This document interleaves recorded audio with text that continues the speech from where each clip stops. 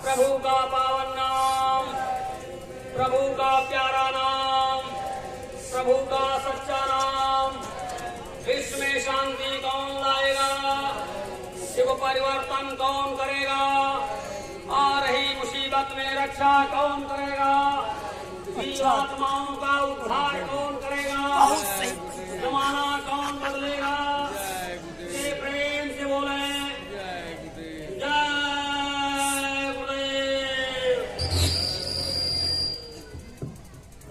महाप्रभु दाता दयालु गुरु महाराज, सभी जीवों के मसीहा, कण कण में सर्वत्र व्याप्त अनादि धाम के महाप्रभु, आपके चरण कमलों में कोट कोट नमन। पुनः आपके चरण कमलों में कोट कोट नमन। आज की सत्संग सभा में उपस्थित सभी सत्संगी भाई बहन तथा दूर दराज से आए हुए इष्ट मित्र, बच्चे बच्चियां तथा इस मोहल्ले के जहाँ तक मेरी आवाज़ जाती है वहाँ तक सभी धर्म के मानने वाले हिंदू, मुस्लिम, सिख, ईसाई, पारसी, जैन तथा सभी देवी देवताओं को मानने वाले सभी का बंधन अभिनंदन के साथ जय गुरुदेव, जय गुरुदेव। जहाँ तक मेरी आवाज़ जा रही है सबसे बंधन अभिनंदन के साथ निवेदन और प्रार्थना है कि आपने अनेक बार भागवत सुनी, अनेक बार कथा सुनी, तमाम पुराणों को पढ़ा, सब कुछ जाना, परंतु अगर सत्संग में आप नहीं गए तो आपके करीब में सत्संग हो रहा है, अगर आकर के दर्शन दें तो महान कृपा होगी। आइए, शीघ्र आइए, निवेदन और प्रार्थना है। अगर नहीं आ सकते हैं तो जो आवाज जा रही है आप तक उसको सुन करके अंदर अंदर मनन करें तो भी फायदा हो जाएगा। आइए विचार करें भाइयों और बहनों, जिसने थोड़ा भी पढ़ा होगा कक्षा 1 से 5 तक, उसमें एक शब्द जरूर मिल जाता है कि गुरु गोविंदो खड़े काके लागो पाए, बलिहारी गुरु आपने गोविंदियो लखाए।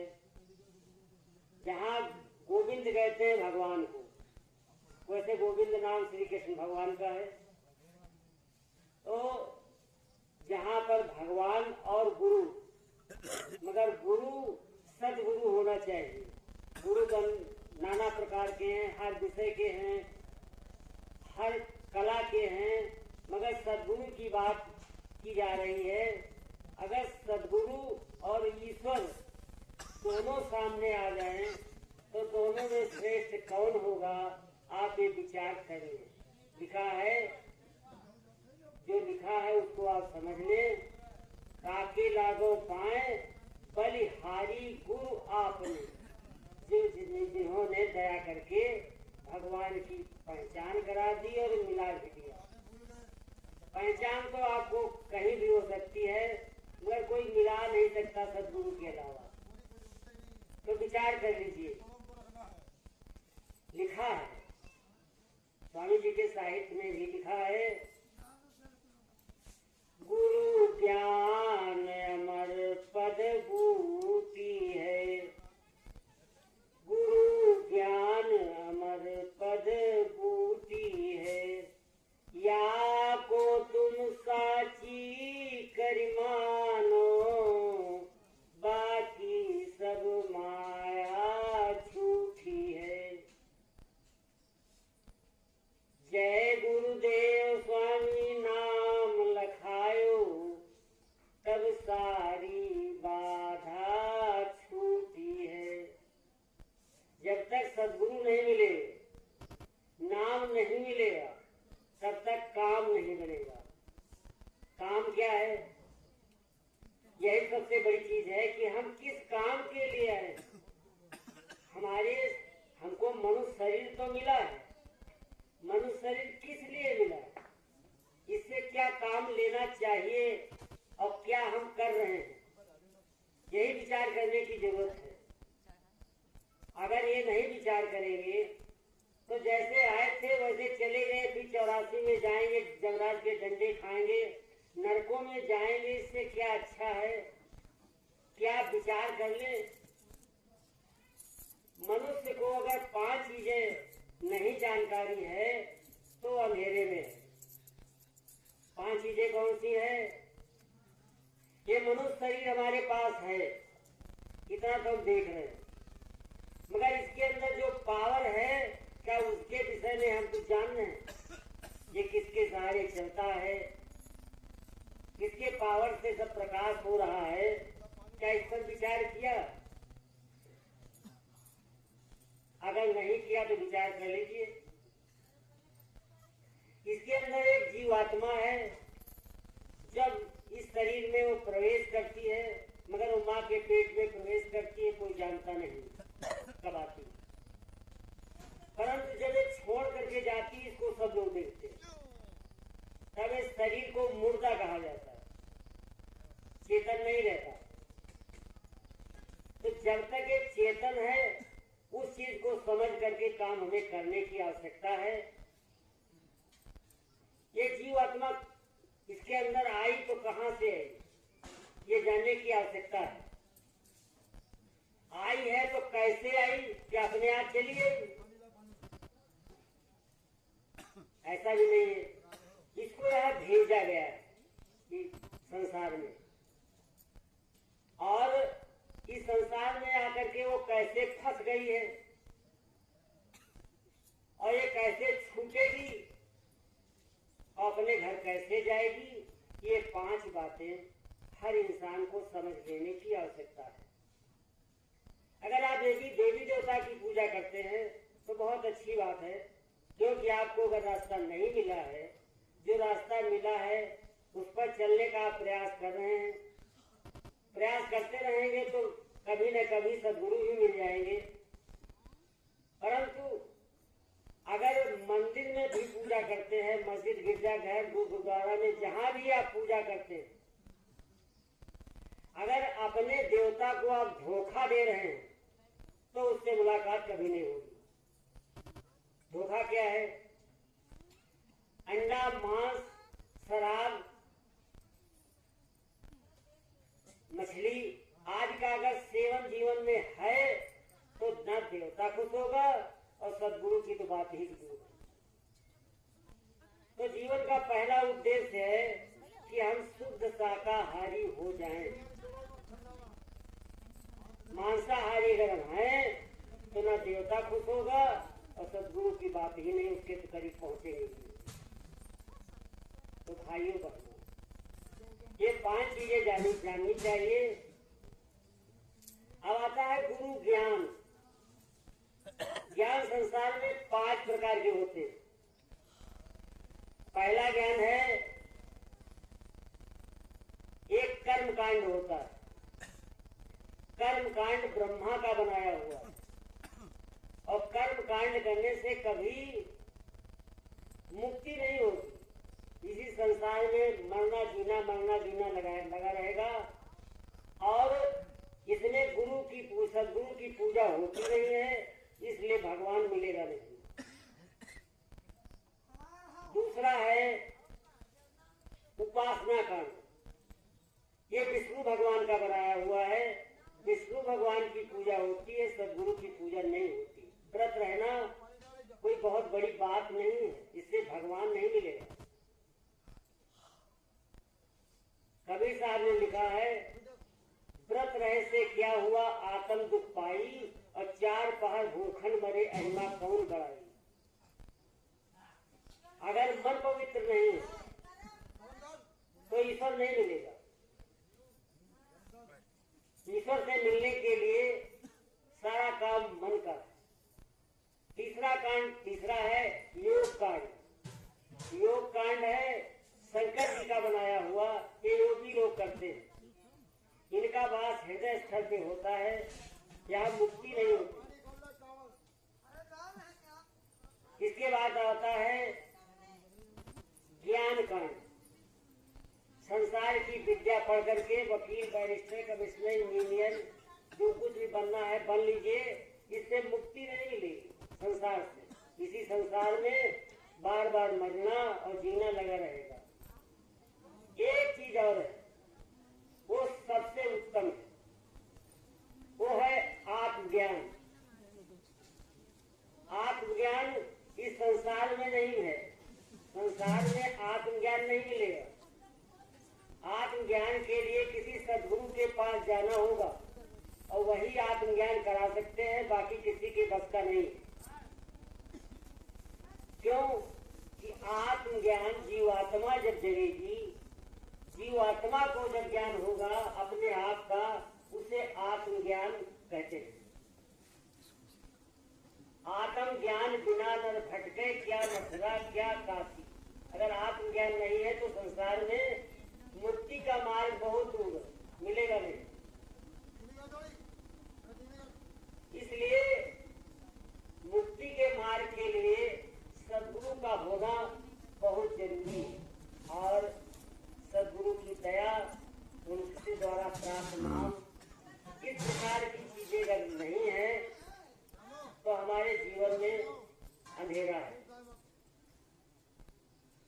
अगर मनुष्य हो करके भी अगर हमारे अंदर मनुष्यता नहीं है तो शरीर पाने से मनुष्य थोड़ी हो जाता है। क्योंकि संसार में जितने प्राणी हैं, चार काम सब करते हैं, वही काम हम कर रहे हैं। तो हम मनुष्य जानवर से अलग कहाँ, अन्य जीवों से अलग कहाँ। लिखा गया कि भय निद्रा मैथुन आहारा, सब योनिन में मिलत निहारा, हरि सुमिरन याही से होई, सब योनिन समताहिन खोई। संसार के जितने जीव हैं, कीड़े से लेकर के हाथी तक, जो इससे बड़े छोटे बड़े जो भी हों, सभी जीव डरते हैं। डर सबके अंदर होता है। एक स्वामी जी के द्वारा यह लिखित कहानी है कि एक जंगल था। जंगल में एक बरगद का बहुत पुराना पेड़ था। एक दिन दो लकड़हारे हाथ में कुल्हाड़ी लिए जंगल को जा रहे थे। तो सारे पेड़ कुल्हाड़ी को देख करके, उन लकड़हारों को देख करके सब पेड़ रोने लगे। उनके अंदर चेतन होता है, वो जड़ है, चलते फिरते नहीं, जड़ है, परंतु चेतनता उनके अंदर होती ना तो बढ़ते नहीं, घटते नहीं। तो जब सब रोने लगे, उसमें बरगद का पुराना पेड़ था। उसने कहा, भाई क्यों रो रहे हो? अरे कहा, देखो लकड़हारे आ रहे, कोढ़ी ले काट देंगे। उसने बहुत सुंदर बात बताई। क्या कहा?